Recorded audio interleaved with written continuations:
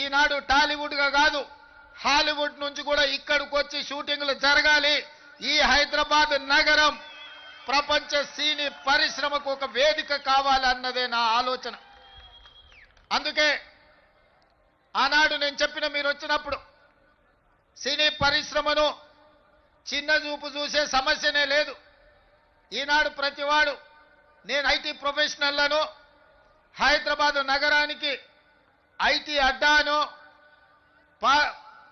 Pharmaceutical industry అను ఏ విధంగా అయితే చర్చ జరుగుతుందో ఫిల్మ్ ఇండస్ట్రీ కూడా ఈ తెలంగాణ రాష్ట్రంలో ఐటీ పరిశ్రమ ఎట్లనో ఫార్మా ఇండస్ట్రీ ఎట్లనో మా రాష్ట్ర ప్రభుత్వానికి ఫిల్మ్ ఇండస్ట్రీ కూడా అంతే ప్రాధాన్యత అంతే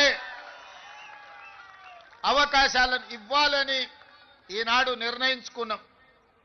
మనము తెలంగాణ రాష్ట్ర ప్రభుత్వం తెలంగాణ రైజింగ్ 2047 అని ఒక విజన్ డాక్యుమెంట్ ఈనాడు మనం తయారు చేస్తున్నాం.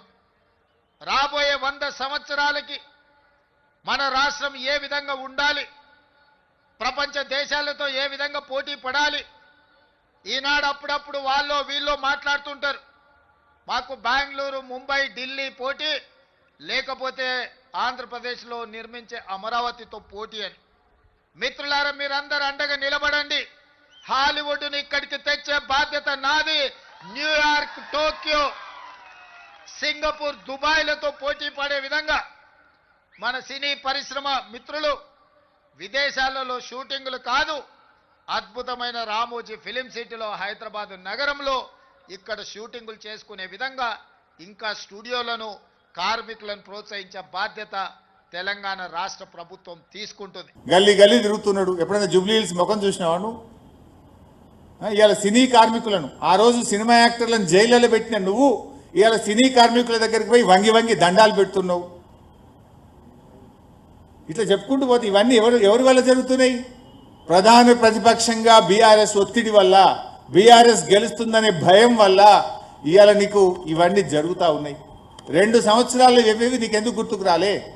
2 ఏళ్లలో నువ్వు మైనార్టీలకు ఎందుకు మంత్రి పదవి ఇవ్వలే? ఎన్టీఆర్ స్టాచ్యూ బీఆర్ఎస్ ఎన్నో పెట్టింది. 70 అడుగుల ఎన్టీఆర్ స్టాచ్యూను ఖమ్మంలో పెట్టాం, కూకట్పల్లిలో పెట్టాం, బాన్స్వాడలో పెట్టాం, ఎన్నో చోట్ల బీఆర్ఎస్ పార్టీ పెట్టింది. ఇవాళ రేవంత్ రెడ్డికి ఎన్టీఆర్ గుర్తొస్తుంది. మరి 2 ఏళ్లకి ఎడమైనావు నాయన. జూబ్లీ హిల్స్ ఎన్నికలు వస్తే గుర్తొచ్చింది అది నీకు.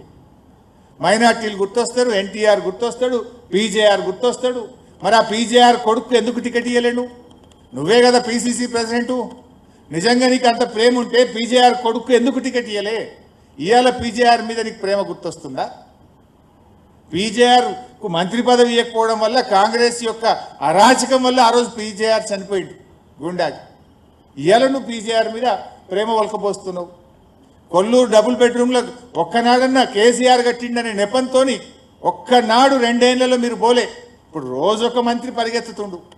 ఒకలేని కొగలు ఉరుకుతుండు. ఒక ఆయన పోయి దవాఖాన పెడతా అంటుండు, ఒక ఆయన పోయి రేషన్ షాపులు పెడతా అంటుండు, ఒక ఆయన పోయి నేను మున్సిపల్ చెత్త ఎత్తడానికి బండ్లు పెడతా అంటుండు, ఇంకొక ఆయన పోయి అంబులెన్స్ పెడతా అంటుండు. 2 ఏళ్ళు అడిగిపోయింది. This is all done by BRS. BRS అనే ప్రధాన ప్రతిపక్షం ప్రశ్నిస్తుంది కనుకనే ఈరోజు ఒకటొకటిగా జరుగుతున్నటువంటి పరిస్థితి గడబడతా ఉంది. అందువల్ల ఒక ప్రశ్నించే గొంతును గెలిపించండి. బీఆర్ఎస్ పార్టీ ఇలా ప్రజలకు అండగా ఉన్నది. నువ్వు మూసీ పేరిట పేదల ఇల్లు కూలుస్తా అంటే ఆ ప్రజలు తెలంగాణ భవన్కి వచ్చి తమ బాధలు చెప్పుకుంటే బీఆర్ఎస్ పార్టీ కేటీఆర్ గారు మా శాసనసభ్యులు అందరం పోయి బుల్డోజర్లకు అడ్డంగా నిలబడి ఇవాళ హైదర్ షా కోట కానీ మూసి కూల్చివేతలను అడ్డుగా నిలబడ్డది, అడ్డుకున్నది, ఆపింది బీఆర్ఎస్ ప్రభుత్వం. సో అందువల్ల ఒక ప్రశ్నించేటువంటి దాన్ని మీరు గెలిపించండి. ప్రజల పక్షాన నిలబడేటువంటి పార్టీని గెలిపించాలని మేము ఈరోజు అందరినీ కూడా కోరుతా ఉన్నాం.